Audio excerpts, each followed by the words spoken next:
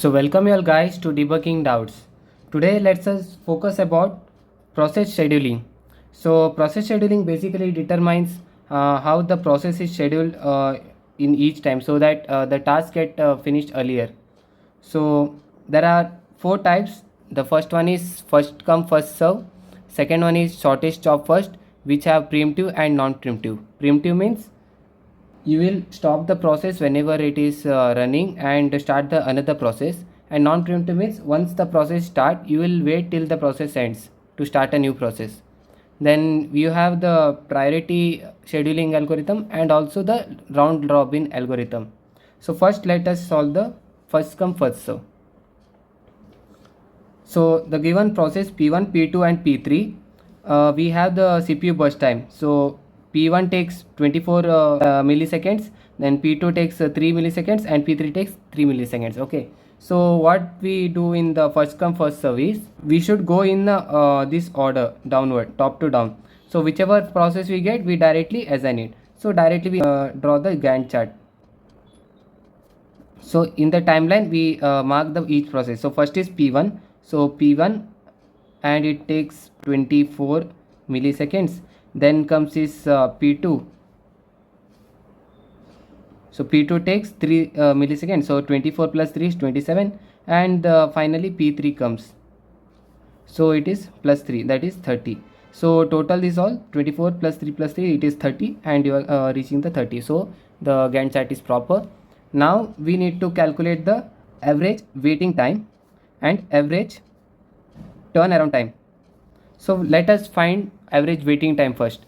So you can see P1 is waiting for nothing because from 0 it starts. So directly P1 is assigned. So I'll write a waiting time of P1 equals 0. Then waiting time of P2 is, so P2 waits until P1 gets completed, right? So it is 24 milliseconds. So 24 milliseconds. And waiting time of P3 is, so P3 waits till 27 seconds. So 27 milliseconds, sorry. Now what you need to do, you need to average this.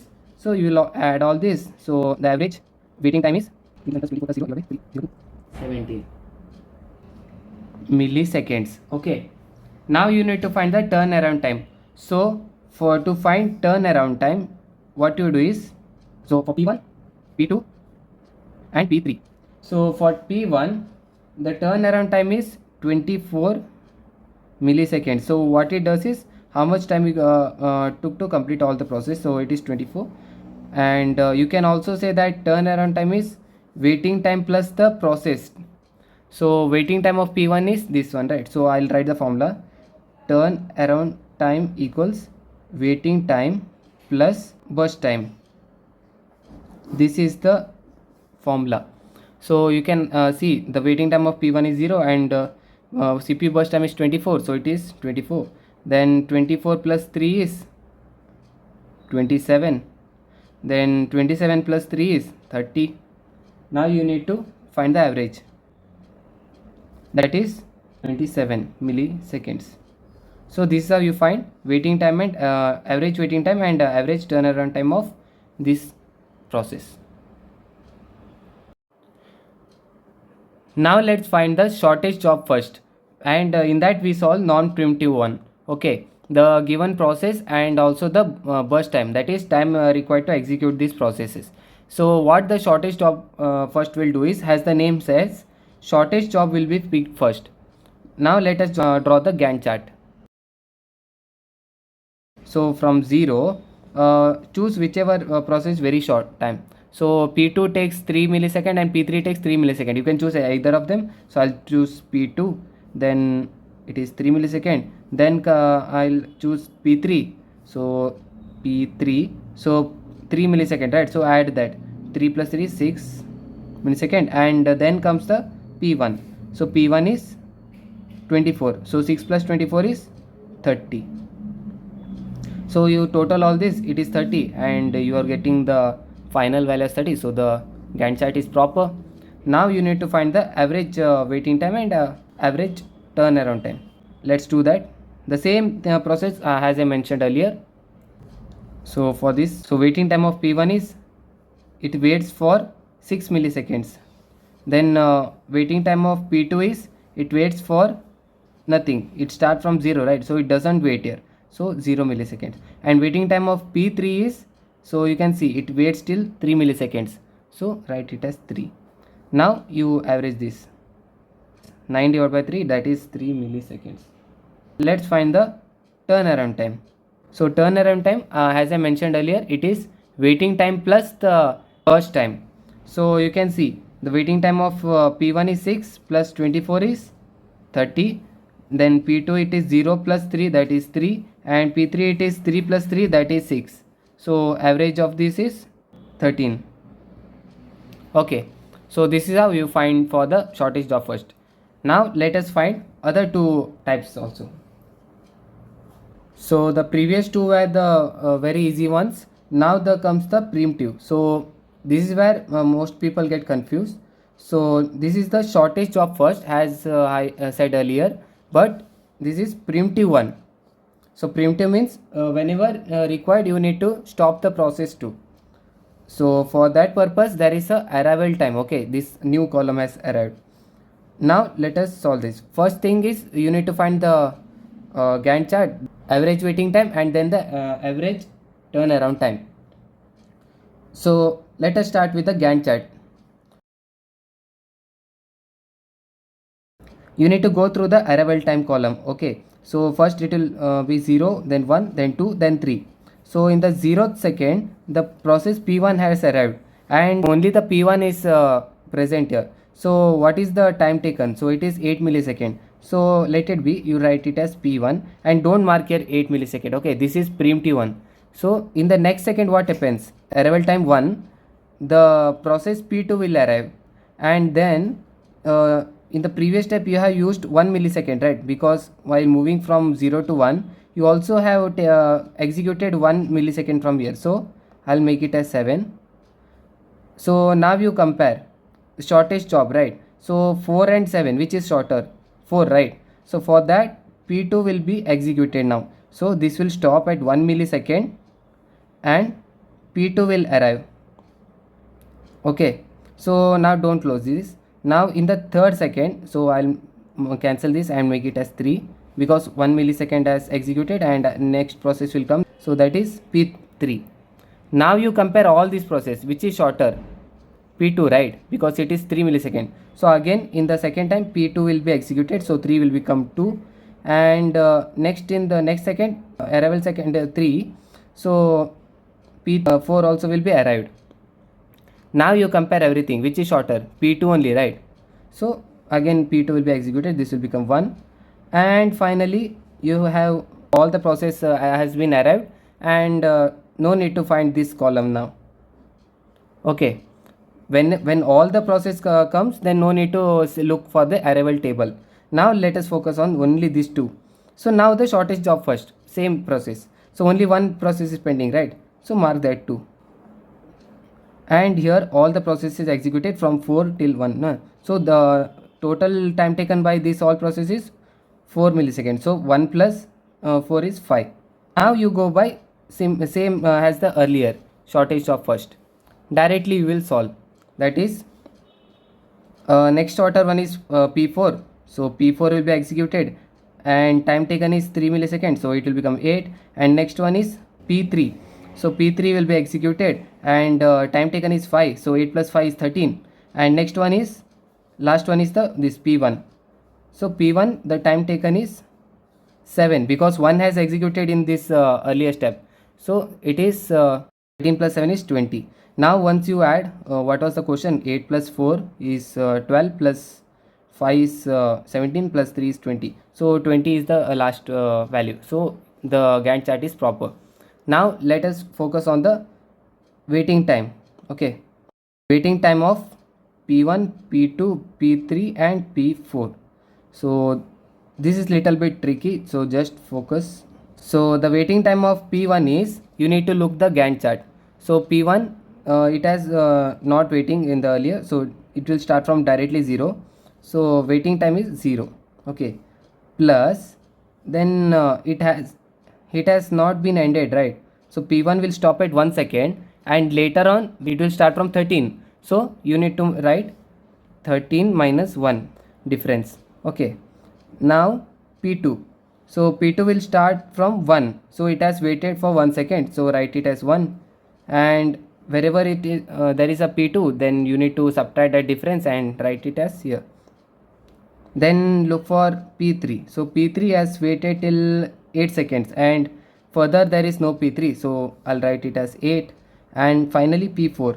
P4 has waited for 5 seconds. So 5. Now is the main thing is you need to subtract the arrival time.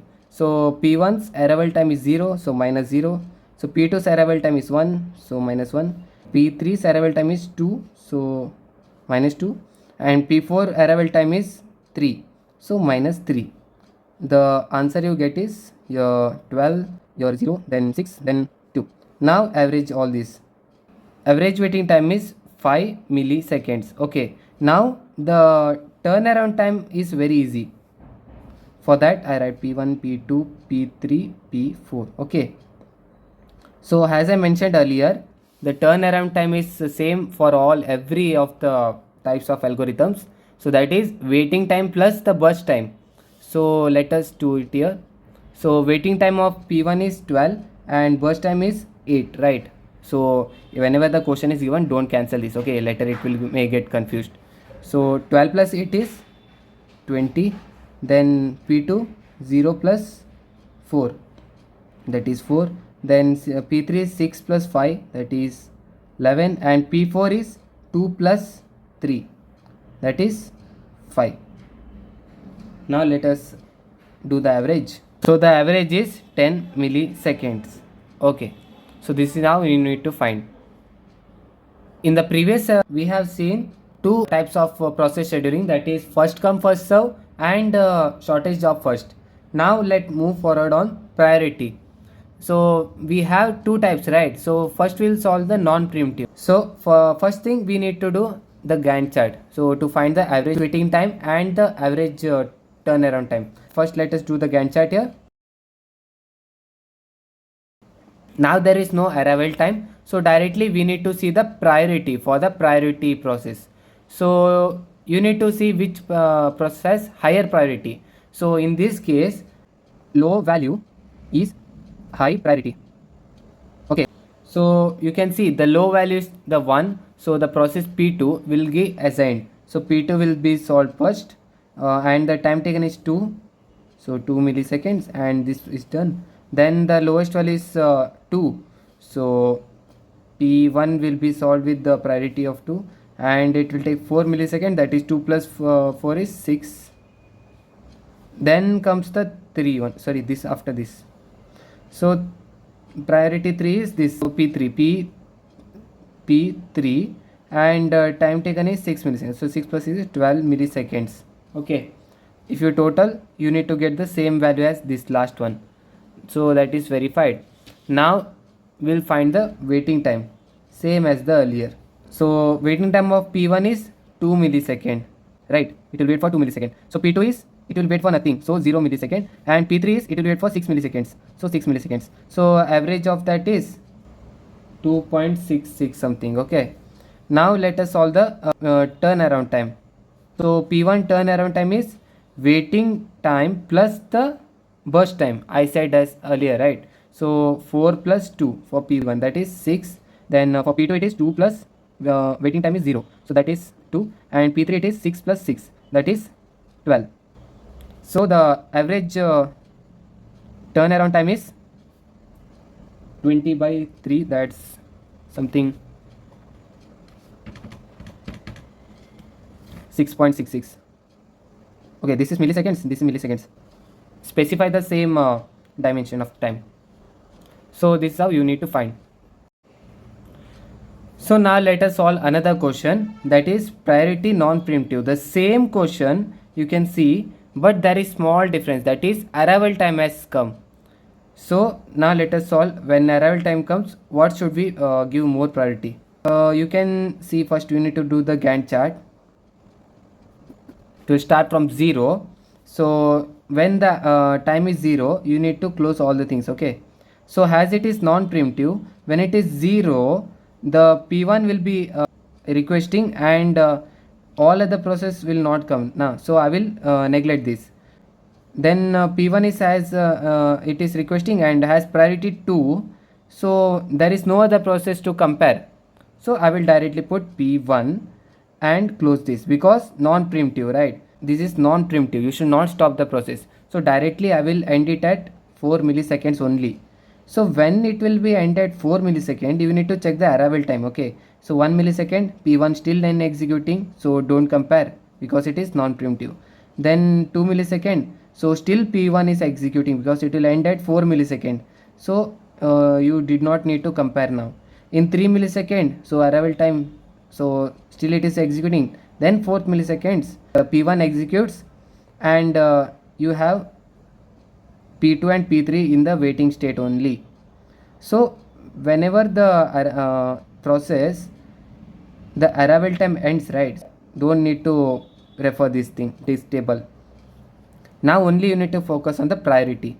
So P1 has executed after 4 milliseconds, then comes the P2 and P3, right? So it is been waiting. So which is lower? P2, right? So write it as P2, and time taken is 2 milliseconds, so plus 2 is 6 milliseconds. Then comes the process remaining one, only one is there, right? So that is 3. So this has the priority of 3, so it will be executed in 6 milliseconds. So P3 will take 6 milliseconds, so 6 plus 6 is 12 milliseconds. Okay, and if you total this, it should be same as the last value. Now let's find the waiting time and this thing. So it is same as all other process, that is P1, P2, P3. And one more thing you need to notice, in this, whenever the arrival time is given, you need to subtract from the total waiting time. I will show it now. So P1, P2, P3, P1 takes nothing, so 0 millisecond. So P2 takes 4 milliseconds and P3 takes 6 milliseconds. Now subtract by arrival time. So P1, the arrival time is 0, so minus 0. So P2, the process comes in 1, so you need to subtract 1, and P3, the process comes in 2 milliseconds, so minus 2. The answer you get is the waiting time 0, then this is 3, then this is 4. Now you need to find the average, that is average waiting time is 7 by 3, that is something 2.33. Now you need to find the turnaround time. So turnaround time is very simple. In all the process, you need to just add the waiting time and this burst time. So that is 4 plus 0 for P1. 4 plus 0 is 4. Then P2 it is 2 plus 3, that is 5. And P3 it is 6 plus 4, that is 10. So average it. 19 by 3, and 19 divided by 3 is 6.33 milliseconds, and here also milliseconds. So this is how you need to write the priority non-preemptive. Yes, now let's move to the priority scheduling, that is done using preemptive process. So in preemptive, if the process is running and higher priority process comes, then the previous process will be hold and the next process will be taken. So let's solve this. We'll solve for average waiting time and turnaround time. So first let us do the Gantt chart. So the timeline starts from 0, and whenever such thing comes, first means I'm saying the process, okay. First thing you need to look for arrival time, then you need to give preference for priority, then give preference for burst time. So when timeline starts from 0, only the first process arrives, and the priority is 2, and there is no process to compare. So now look for the burst time. So burst time it is 4 millisecond. So 1 millisecond is given for P1, okay. Then 4 will become 3. So 3 milliseconds are remaining for P1. Now in this first millisecond, second process comes. So priority is 1. So now we can compare the previous priority. So 2 and 1, which is having lower value, is the highest priority, has said in the previous section. So priority of P2 is highest. So I will stop this process at 1 millisecond, because in after 1 millisecond the P2 has come. So I'll give P2 for the next process, and 1 millisecond of P2 is executed. Okay. Now arrival time is 2. So after 2 milliseconds, you are checking the P3 has arrived, and you will check, compare the priority of all previous process. So still the P2 process is having higher priority, so another 1 millisecond also executed from P2 only. So everything has completed. So it had 2 millisecond, and it used all 2 milliseconds, so it is 1 plus 2, that is 3. Now after that there is no other process, right? So we should not look at the arrival time. Now let's move to the priority. So in the priority we have executed P2, so which is remaining P1 and P3. So which is having the highest priority? P1, right? So choose P1 and execute full extent, that is remaining 3 seconds, because 1 millisecond was done here. So remaining 3 millisecond it will use, so P1 will use remaining 3, that is 3 plus 3, 6. So P1 is completed. Now remaining is P3, so it will also execute P3, and burst time is 6. So 6 plus 6 is 12. So all the process has executed. Now let's solve the waiting time and all the remaining stuffs. P1's waiting time is, so it will start from 0, so directly 0. Then you need to see whether P1 comes again. Yeah, the P1 comes again at 3 milliseconds. So this was the difference, right? Till from 1 to 3 millisecond it has waited, P1 has waited. So subtract that, 3 minus 1. So plus 3 minus 1. And you need to check further if there are any such. No, there is nothing. So this is the final. Now you need to see P2. So P2 it starts from 1 and there is no further. Now P3 starts from 6, so directly 6 and there is no further. Now you need to subtract the arrival time. So for P1 it was 0, then P2 it is 1, then P3 it is 2. So the final answer will be 3 minus 1 plus this is 2, and this is 0 and this is 4. Now you need to find the average 2 milliseconds. Okay, now let's find the turnaround time is, so as I said in the previous section, all other section you need to just add all this, that is burst time plus waiting time. So burst time of P1 is 3 and sorry it is 4, so that's why you need to not cancel here. So you need to see that 4 plus 2 is 6, then 2 plus 0 is 2, and 6 plus 4 is 10. So this is the turnaround time, and the average turnaround time is 6 milliseconds. This is how you find for priority preemptive. So this was a easy example, and further let's solve some more complicated. So next I will tell about round robin. Yeah, now let's solve the round robin. Here round robin is a type of scheduling algorithm where the preemptive process is already done. So let's solve this. For that I'll tell you the concept if you don't know. So what we do is the time slide is 4 millisecond. So each time from every process we only execute 4 milliseconds. So from process P1 4 millisecond, P2 4, P3 4 and P4 4. Once we executed all the process, once again we go back to the P1 and go in the cyclic manner. So the remaining time is preempted whenever required, and then it is released. So let's directly solve this question now. So for that I'll draw the Gantt chart. When the timeline is 0 and you can see the arrival time 0, okay, so only the P1 will arrive. Okay, so what we do, directly we assign that P1, and here we directly assign 4 millisecond because it has to execute 5 millisecond, right? So 4 is less, so directly I execute only the 4 milliseconds, and 5 will reduce to 1. because in the next round it will execute only 1 millisecond. So when it does the 4 millisecond, so P2 arrives, P3 arrives, and P4 also will be arrived until then, because until 3 millisecond everything will arrive, right? So after 4 millisecond all will come. So I will cancel this arrival time. Now only focus on the burst time. Now second time P2 will come. So P2 will also get 4 millisecond, that is 4 plus 4 is 8, and 15 will be reduced to 11.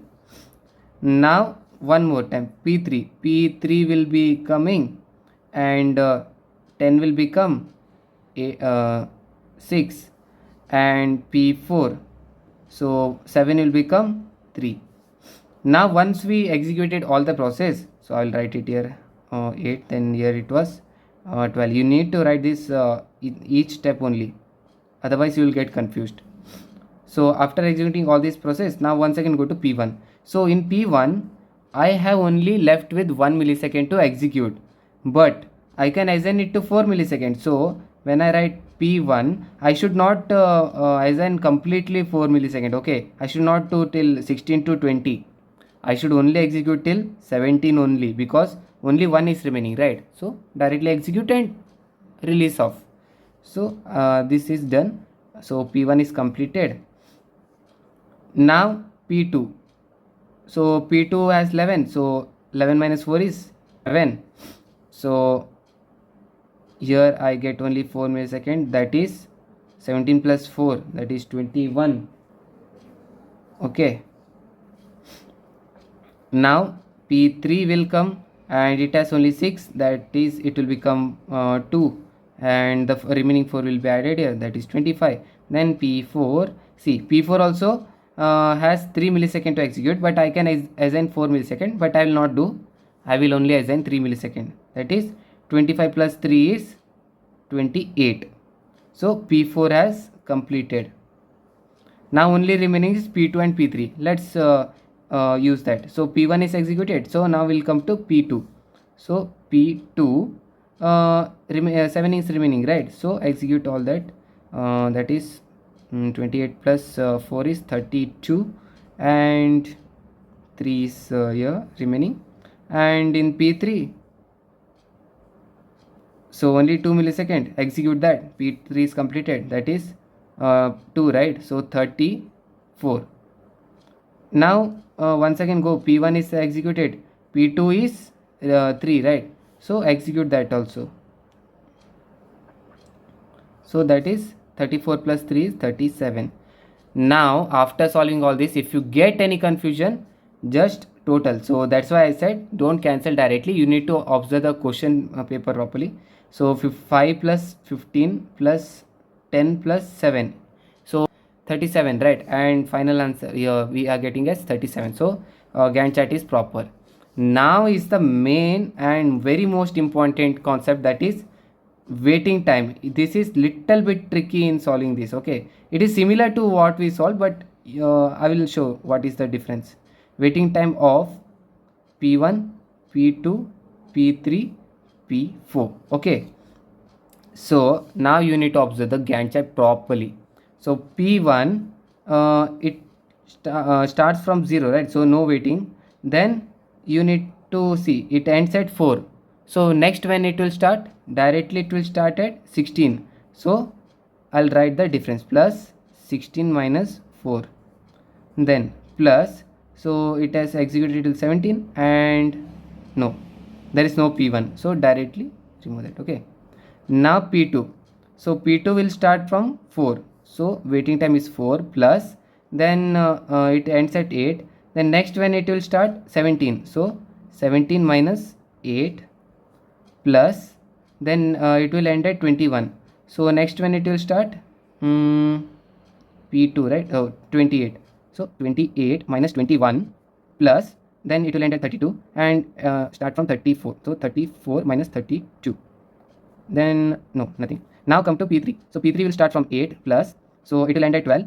So next it will start from 21. So 21 minus 12, then plus, then it ends at 25. So next it will start at 32. So 32 minus 25 plus, and no, nothing, so leave it. So p4 will start from 12 plus, then it will end at 16. So 16 to next it will start 25. So 25 minus 16 plus, then again there is no p4, leave it. Now you need to subtract the arrival time, that is p1 arrival time is 0, then p2 arrival time is 1, p3 arrival time is 2, and p4 arrival time is 3.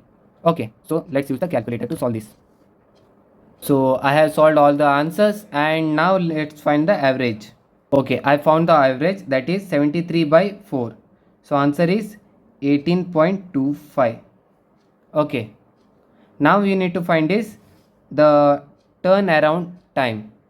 So for that we need to just add the waiting time plus the burst time, that is, so 5 plus 12 is 17, then 15 plus 21 is 36, 10 plus 22 is 32, and 7 plus 18 is 25.